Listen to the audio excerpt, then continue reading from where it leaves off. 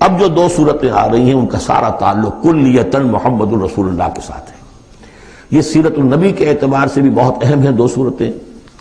بعض اعتبار سے جو صوفیانہ اس میں مسائل آئے ہیں، اور عام طور پر ہمارے مفسرین، ایسے مفسرین خصوصاً جدید دور کے کچھ ریشنلسٹ قسم کے لوگ، وہ تو ان مطالب کی گرد کو بھی نہیں پہنچے۔ ہمارے جو پرانے مفسرین ہیں، چونکہ ان کا ذوق جو ہے وہ ان کے اندر، وہ ذوق بھی اندر ہے موجود ان کے اندر، اسلام کے اور دین کے باطنی حقائق، قرآن کے باطنی حقائق کا، تو میں اس کے حوالے سے چند چیزیں آپ کو بتاؤں گا۔ سورۃ الضحیٰ کا اس کا جو شان نزول ہے وہ یہ ہے کہ کچھ دنوں کے لیے، ایک تو بالکل شروع میں جو رک گئی تھی فترت وحی، اس کے علاوہ پھر ایک موقع آیا ہے کہ کچھ عرصے کے لیے بہت دن گزر گئے تو جبرائیل نہیں آئے، اور آپ کے اوپر ایک شدید قسم کی جو ہے وہ پریشانی طاری ہو گئی۔ کچھ لوگوں نے بھی طعنہ دینا شروع کر دیا، کچھ عرصے سے محمد تم نے کوئی نئی وحی نہیں سنائی، کیا ہوا تمہارا شیطان کیا چلا گیا بس اب؟ کوئی ایسا بھی بتایا گیا کہ ایک دفعہ کئی راتوں تک آپ رات کو اٹھے نہیں، تو کہا وہ تمہارا شیطان تمہیں چھوڑ گیا ہے۔ کوئی ساتھ کے رہنے والی عورت جو تھی کہ رات میں نے سنی نہیں تمہاری کوئی پڑھنے کی جو تم پڑھا کرتے تھے، شاید شیطان تمہیں چھوڑ گیا ہے۔ خود آپ کو جس قدر ایک اشتیاق رہتا تھا کہ وہی آئے اور آپ کی وہ روح کو جو ہے مزید اور غذا اور تر و تازگی جو ہے وہ مسلسل ملتی رہے، اس کی وجہ سے یہاں تک آتا ہے کہ حضور فرماتے کہ اس درجے میں رنج اور غم میں تھا کہ میں سوچتا تھا کہ میں پہاڑ کے اوپر چڑھ کر اپنے آپ کو گرا دوں۔ بربنائے تب بشری، اس درجے حضور کے اوپر جو ہے یہ شاخ گزر رہا تھا کہ وہی کیسے بند ہو گئی، اور اس میں یہ بھی تھا کہ اللہ ناراض تو نہیں ہو گیا، کیا مجھ سے کوئی خطا تو ایسی نہیں ہو گئی، یہ سبب کیا ہوا ہے؟ یہ ہے وہ کیفیت کہ جس کے اندر یہ آیتیں نازل ہو رہی ہیں۔ اور اب آپ اس کو سمجھ لیجئے کہ اس کا نفسیاتی اور انسان کی باطنی کیفیات کے ساتھ کیا تعلق ہے۔ انسان پر دو طرح کی کیفیات طاری ہوتی رہتی ہیں، جیسے میں نے پہلے ایک دفعہ آپ کو بتایا صدیق اور شہید کے درمیان جو فرق ہے بنیادی، کہ کچھ بنیادی طور پر لوگ ایکسٹروورٹس ہوتے ہیں، کچھ بنیادی طور پر انٹروورٹس ہوتے ہیں۔ ایکسٹروورٹس کھیل کود بھاگ دوڑ، لوگوں سے ملنا جلنا، گفتگو ہے، اسے دھکا دے دیا، اس سے مذاق کر لیا، اسی میں وہ خوش رہتے، بڑے مگن رہتے، تنہائی انہیں کاٹ کھانے کو دوڑتی ہے۔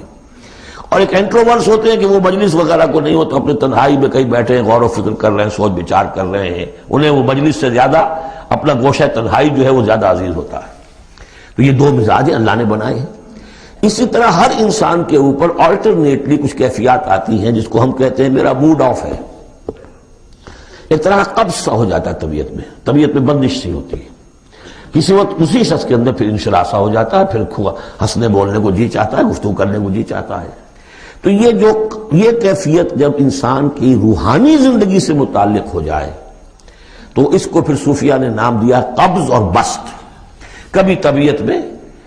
انشراح ہے، انبساط ہے، طبیعت جو ہے وہ آبادہ ہے، ہر چیز میں روشنی کا پہلو آدمی دیکھ رہا ہے،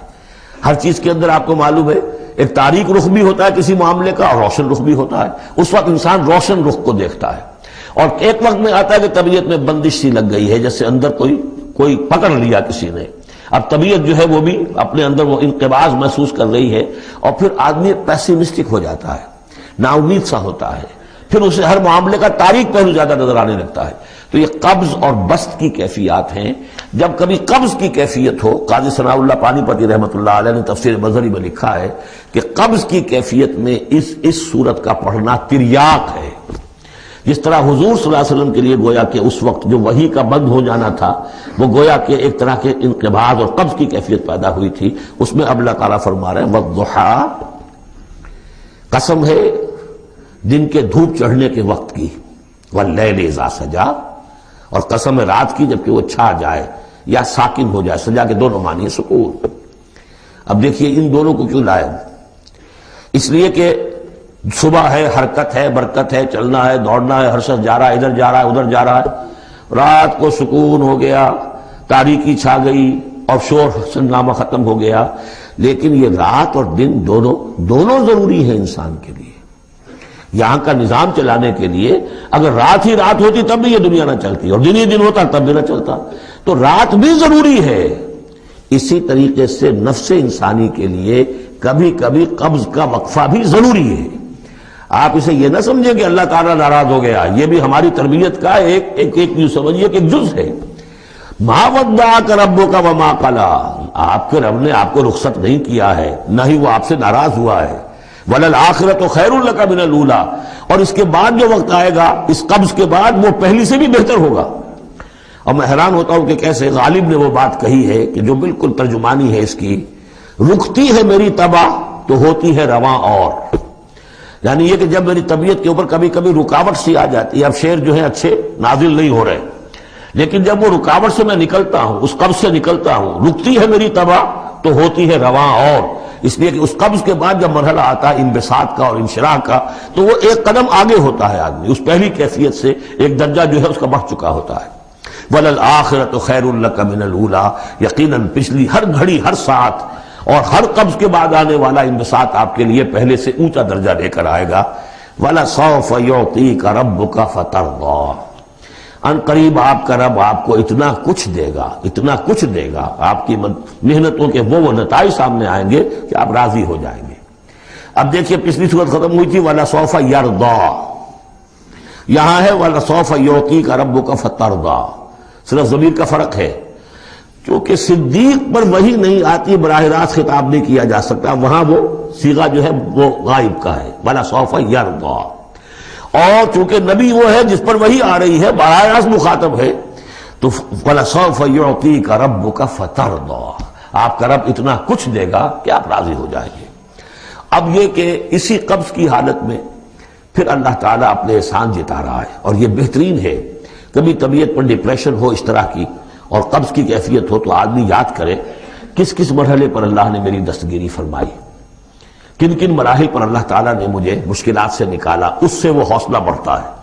اور اس کو بھی سمجھیے کہ اسی انداز میں علم یجد کا یتیما فآویٰ، یہ سیرت النبی کے بڑے اہم حصے ہیں جو اس میں آ گئے ہیں۔ آپ کی پیدائش یتیمی میں، پوسٹیورس چائلڈ،